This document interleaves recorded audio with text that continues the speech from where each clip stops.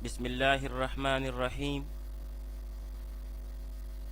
الحمد لله الذي ضاعف أجر المجتهد على صحيح، والصلاة والسلام على رسوله محمد تمثل مثالا غير لفيف، وعلى آله وصحبه الممتثلين الهامزين من غير نقص وتعلیل.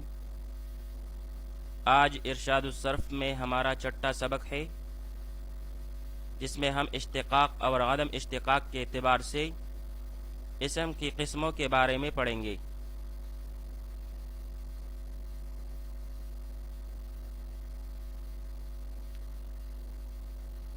اشتقاق اور عدم اشتقاق کے اعتبار سے اسم کی تین قسمیں ہیں: اسم جامد، اسم مصدر اور اسم مشتق۔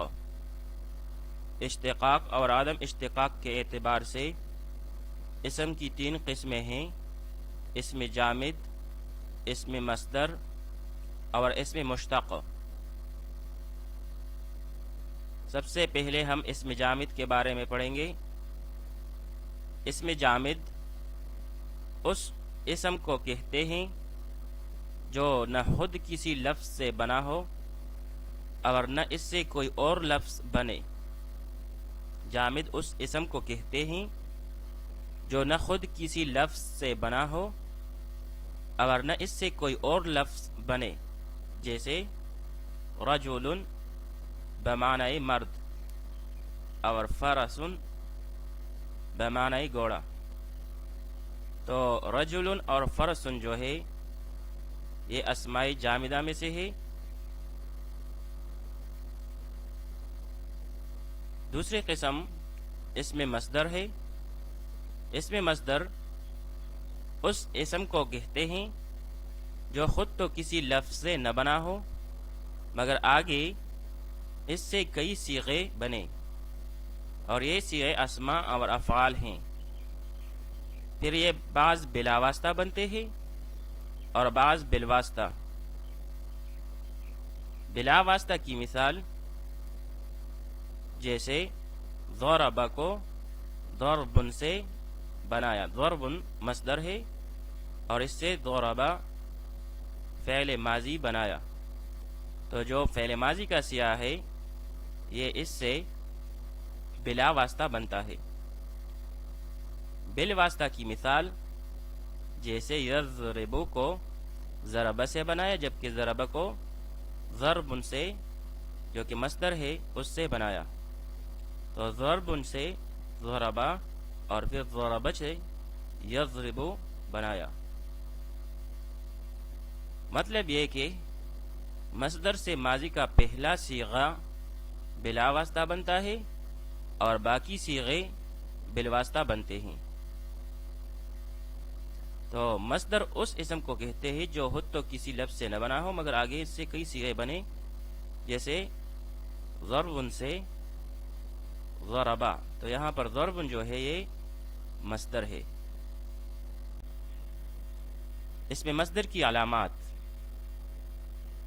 مصدر کی ایک علامت یہ ہے کہ فارسی میں ترجمہ کرتے وقت اس کے آخر میں دن یا تن آ جائے، اور اگر اس سے نون کو حذف کیا جائے تو ماضی مطلق کا صیغہ بن جائے، جیسے الضرب بمعنی زدن۔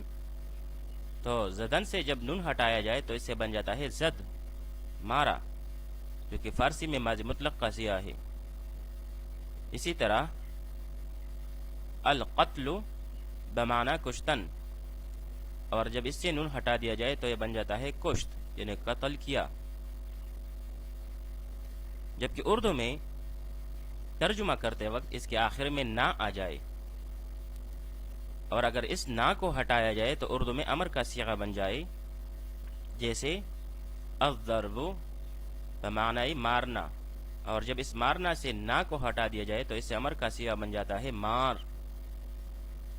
اسی طرح القتل بمعنی قتل کرنا، اور قتل کرنا سے جب نہ ہٹا دیا جائے تو بن جاتا ہے قتل کر۔ اسم مشتق مشتق اس اسم کو کہتے ہیں جو مصدر سے بنے، اس طرح کہ مادہ اور معنی باقی رہے اور شکل و صورت نئی ہو۔ مشتق اس اسم کو کہتے ہیں جو مصدر سے بنے، اس طرح کہ مادہ اور معنی تو باقی رہے لیکن شکل و صورت نئی ہو، جیسے ضرب اسم مصدر سے ضارب اسم فاعل اور مضروب اسم مفعول وغیرہ۔ ضارب مارنے والا اور مضروب مارا جانے والا۔ صرفی حضرات اشتقاق کی 3 قسمیں بتاتے ہیں: اشتقاق صغیر، اشتقاق کبیر اور اشتقاق اکبر۔ اشتقاق صغیر یہ ہے کہ مشتق منہ اور مشتق کے درمیان حروف اصلیہ اور ترتیب حروف میں تناسب ہو، جیسے ضرب سے ضربا، تو یہاں پر مشتق منہ اور مشتق کے درمیان حروف اصلیہ فا عین لام اور ترتیبی حروف میں تناسب ہے، اور یہاں پر یہی اشتقاق صغیر مراد ہے اور یہی کثیر الوقوع ہے جب ہم مصدر سے مشتق بناتے ہیں۔ ایک ہوتا ہے اشتقاق کبیر۔ اشتقاق کبیر یہ ہے کہ مشتق منہ اور مشتق کے درمیان حروف اصلیہ میں مناسبت ہو اور ترتیبی حروف میں تناسب نہ ہو، جیسے جذب سے جبزا، تو یہاں پر جذب میں با آخر میں ہے جبکہ جبزا میں ذال آخر میں ہے، تو ترتیبی حروف میں مناسبت نہیں، ہاں حروف اصلیہ میں مناسبت ہے، تو اس قسم کے اشتقاق کو اشتقاق کبیر کہا جاتا ہے۔ اور ایک ہے اشتقاق اکبر۔ اشتقاق اکبر یہ ہے کہ مشتق منہ اور مشتق کے درمیان مخارجی حروف میں مناسبت ہو، جیسے نحق سے نعقا، تو یہاں پر عین اور ہا جو ہے اس کا مخرج ایک ہے، تو مخارجی حروف میں یہاں پر مناسبت پائی جاتی ہے نحق سے نعقا۔